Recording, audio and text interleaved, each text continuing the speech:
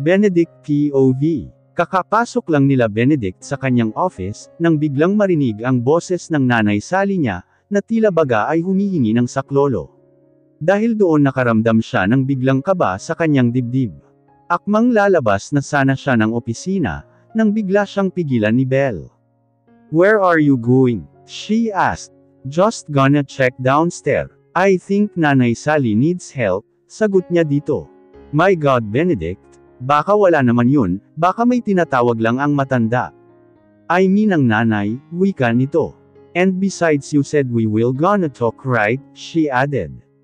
"Mabilis lang ako, be right back," wika niya bago mabibilis ang mga paang lumabas ng kanyang opisina, at dirdiretsong bumaba. Pagdating sa baba tanging si Mela, at isa pa niyang kasambahay ang kanyang nadatnan doon. "Where is Nanay Sally?" tanong niya sa dalawa. "Sir," tila gulat na wika ni Mela sa kanya. "I am asking you Mela, where is Nanay?" "Ano po sir, papuntang hospital po," tila kinakabahang sagot nito sa kanya. "What? Why?" "Nawalan po ng malay si Ma'am Kyla sir." "Ano? Bakit?" "Hindi po namin alam sir, basta pakataas niyo po bigla na lang natamba si Ma'am Kyla. Kaya isinugod na nila Nay Sally, at Sir Colin si Ma'am Kyla sa hospital." Mura niya sabay hilamos sa kanyang palad sa kanyang mukha. "Is it his fault?" tanong niya sa kanyang sarili.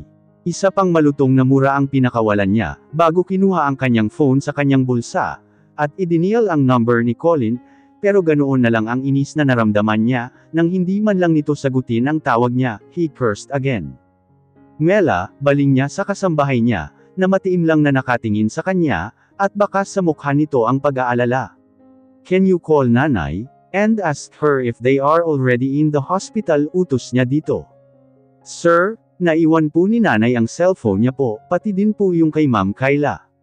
Nakagat niya ang kanyang ibabang labi sa kanyang nararamdaman. Whether he admits it or not, he feels worried about what happened to Soriano. "Where are you Soriano?" Alam niyang sumusobra na siya sa pagtrato niya sa dalaga, pero hindi niya maiwasang hindi magalit sa tuwing nakikita niya ito. Alam naman niya at ramdam naman niya, lahat ng effort na ginagawa nito para sa kanya, pero ayaw na niyang bigyan pa ito ng chance, na makapasok pa sa buhay niya. Mula nang nalaman niya ang usapan ng daddy niya, at ng dalaga na paibigan siya para sa pera, at para hindi na siya makawala pa sa kasal nila, ay tinanggal na niya ang anumang maliit na chance, at maliit na nararamdaman para dito. But every time he says hurtful and bad things to her, it seems that he felt a little pang on his heart, especially when he sees the pain in her eyes. Minsan pa siyang bumuga ng hangin sa kanyang bibig, bago tinawagan ang kanyang hospital. "Severine Hospital, how may help you?" wika nang sa kabilang linya. "Red, can you check if there's a patient there named Kyla Soriano?" utos niya dito. "For a while sir," sagot nito sa kanya. "Sir, based here sa record wala pong patient na Soriano. Double-checked it. Hinimatay siya kani-kanina lang, and I know na dyan siya dadalhin," inis na wika niya sa kausap. "Sir, wala po talaga, baka po wala pa. Call me, once na dumating na sila. You understand?" "Yes sir," sagot ng sa kabilang linya, bago niya ibinaba ang tawag niya. Saka patakbong tumaas, para magtungo sa loob ng opisina. "What took you so long?" Yusis na ng dating kasintahan sa kanya. "I think you need to leave Belle." "What? Dinala-dala mo ako dito for nothing." "Gosh Benedict. Look, I'm sorry, but something came up, and I need to go to the hospital." Lumamlam naman ang mga mata nito at nilapitan siya. "Fine, but make sure na we will gonna settle everything after that, okay? Alam mo naman na mahirap magplano ng kasal. I want my wedding to be perfect babe," malambing na sabi nito sa kanya. Benedict breathed heavily. "Belle," tawag niya sa dating kasintahan. "I know that I already told you, that we need to talk about us, but I want you to know that I still love you, I swear I do, but I cannot marry you anymore." Kita niya ang paglaki ng mga mata nito sa sinabi niya. "What did you just said?" "I cannot marry you anymore, because I am married already," problemadong pagtatapat niya dito. "Kailan? Kanino? Don't tell me doon sa babae na yun." Galit na tanong nito. Tumango naman siya bilang sagot sa sinabi nito. Do you love her? No. Sagot agad niya dito, babe swear, I don't love her, it's just that my dad forced us to get married, and I had no choice that time. And I don't even think that you will gonna come back, he explained. Kita niya ang pag-aliwalas ng mukha nito. I'm happy knowing that you still love me babe, and okay lang if hindi pa tayo may kakasal, enough na sakin na malaman na ako pa rin ang mahal mo, malambing na sabi nito, bago siya kinintalan ng halik sa kanyang mga labi. Na agad naman niyang tinugon. Nasa kalagitnaan sila ng kanilang mainit na halikan, nang biglang pumasok sa kanyang isipan si Kyla, kaya hindi sinasadyang napahinto siya ng dahil doon. What's wrong? Nagtatakang tanong ni Belle sa kanya. Benedict swallowed harder before he uttered his word. I'm sorry babe, but I really have to go. Paalam niya dito na tila baga naguguluhan. So I will wait you here. Tanong nito. No, I already tell Mang Domang na ihatid ka na muna sa hotel, and he's waiting you downstairs. But why? Why I can't stay here babe? Taas kilay na naman na tanong nito sa kanya. Babe, alam mo naman diba? Andito nakatira ang babaeng asawa ko, at hindi magandang tingnan, so please do understand. Umikot naman ang mga mata nito, bago siyang initian. Fine, you take care okay, and call me, wika nito bago naglakad palabas ng opisina niya. Napabuga naman ng hangin sa bibig si Benedict, nang mawala na sa paningin niya si Belle. Minsan pa siyang huminga ng malalim, bago naisip ang lumabas din ng opisina niya, para pumunta ng hospital. Nasa loob na siya ng kanyang sasakyan, and driving on the way to Severine Hospital, nang maisipang tawagan ulit si Colin, but to his dismay, operator pa rin ang sumasagot sa tawag niya. Kaya hindi na niya napigilan pa ang kanyang sarili, na hindi magpakawala ng isang malutong na mura. Sabay apak sa silinyador ng kanyang sasakyan, na animoy nakikipagkarera sa bilis ng pagpapatakbo nito. At basta na lang ipinarada ang sasakyan, pagdating niya ng hospital. Where is Soriano? Tanong niya agad sa receptionist na andoon, pagkapasok niya sa loob ng hospital. Doc Benedict. Tila gulat na wika ng nurse na nasa reception area. Where is Soriano? Inis na ulit niya sa kanyang tanong dito. Sir wala po talagang Miss Soriano na dinala dito, baka po sa ibang hospital na idala. Mura niya at naihampas niya ng malakas ang kanyang kamay sa island counter, na ikinagulat ng mga andoon. Kinuha niya ang kanyang phone at may idinayal.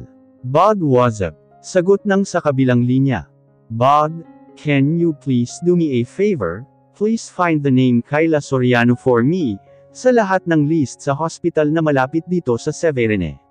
And I need it ASAP. Utos niya sa kaibigan. Who's that girl ha? Yuzisa nito na ikinasingkit ng kanyang mga mata. Bud, just do it. We'll explain it later. So, wika ng kaibigan sa kabilang linya, bago nito binaba ang tawag niya. Nahilat niya ang kanyang sentido sa inis na nararamdaman, hindi lang para sa babae na yon, kundi para na rin sa kanyang sarili. Where are you Soriano? Kyla POV. Nagising si Kyla na tila umiikot na naman ang paningin niya, at ramdam niya ang tila hapong-hapong katawan niya. Kyla, thank God you're awake, boses iyon ni Colin, na hindi niya namalayan na nasa tabi pala niya. Binalingan niya ang binata at ngumiti ng tipid. How are you? Tanong pa nito. I'm okay, thank you. It's just that, I can still feel the dizziness, wika niya sa binata. Wait, I will call your doctor, sabi nito, saka mabilis na lumabas ng kwarto. Maya-maya pa ay biglang bumukas ang pintuan, at pumasok na ulit ang binata kasama ang doktor na sinasabi nito. Kumusta iha? Tanong ng doktor sa kanya.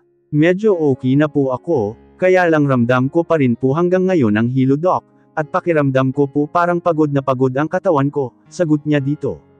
Nginitian naman siya nito ng pagkatamis-tamis, bago nagsalita. It's natural sa mga taong buntis, nakangiting sabi nito na ikinalaki niya ng mga mata. Ano ho? Gulat na tanong niya sa doktor. You heard me right iha? You are 6 weeks pregnant, at yang mga nararamdaman mo, Or one of the symptoms lang yan ng pagbubuntis, paliwanag pa nito. Awang ang kanyang bibig sa mga narinig. Magiging mommy na siya, wala sa sariling napangiti siya, sabay tingin sa wala pang umbok na tiyan niya, at hinaplos iyon. I'm pregnant, at magiging mommy na ako, nakangisi niyang sabi. Yes po, kaya sana misis, alagaan niyo ang sarili niyo. Para na din kay baby, okay po. Anyway, I already give the prescriptions to your husband. Andoon na din nakalagay lahat ng mga vitamins na dapat mong i-intake, the do's and don'ts para mas maging healthy kayong mag-ina. Well, I already said to your husband, na next month is your follow-up prenatal checkup. Oh, before I forgot pala. I allow you to go home na, since okay naman na ikaw. And healthy naman ang baby, paubasan na lang natin yung dextrose mo. So paano? Have to go? See you next month Mr. and Mrs. Adson, palam nito sa kanila, bago tuluyang lumabas ng kanyang kwarto. Nagtataka naman niyang tiningnan si Colin. I know that look, swear to God.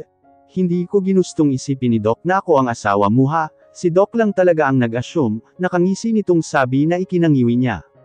Kapal ha, teka, asan pala ang nanay Sally? Tanong niya sa binata.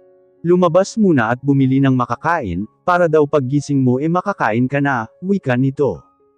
Iniangat niya ang kanyang dalawang kamay, at inilahad kay Colin na mabilis naman nitong inabot. Thanks Col, can I hug you?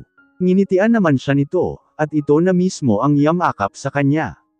Ang dami mo ng utang sakin pangit, sabi nito na ikinanguso niya. Kaya sa gigil niya kinurot niya ang tagiliran nito, na ikinaaray ng huli. Sakit nun pangit ha, reklamo nito, nang kumalas na sa pagkakayakap sa kanya.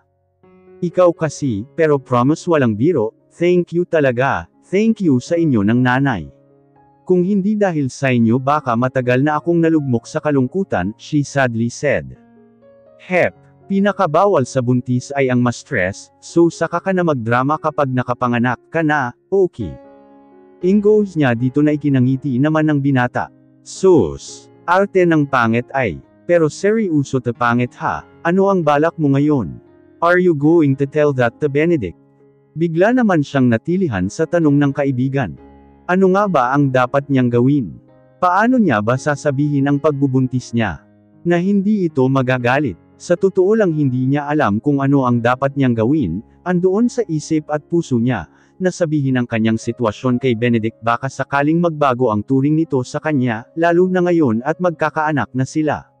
Pero nangingibabaw sa isip at puso niya ang what ifs. What if, hindi nito magustuhan ang pagbubuntis niya, what if mas itakwil siya nito, o mas lalong magalit sa kanya. Hindi na niya namalayan na nakatulala na pala siya, dahil sa mga tanong na tumatakbo sa isipan niya sa mga oras na yon. Kung hindi pa siya pitikin sa iling ni Colin, ay hindi pa siya babalik sa kanyang sarili. Hawak ang ilong na nasaktan, nang sumanya ng tingin ang kanyang kaibigan. Colin ha, masakit yun. Yan kasi tulale pa more, pang-asar nito. Pero Col, tingin mo dapat ko ba sa kanyang sabihin? Naman, abay obligasyon niya yan, anak niya yan. Paano kung ayaw niya pala? Paano kung mas magalit siya?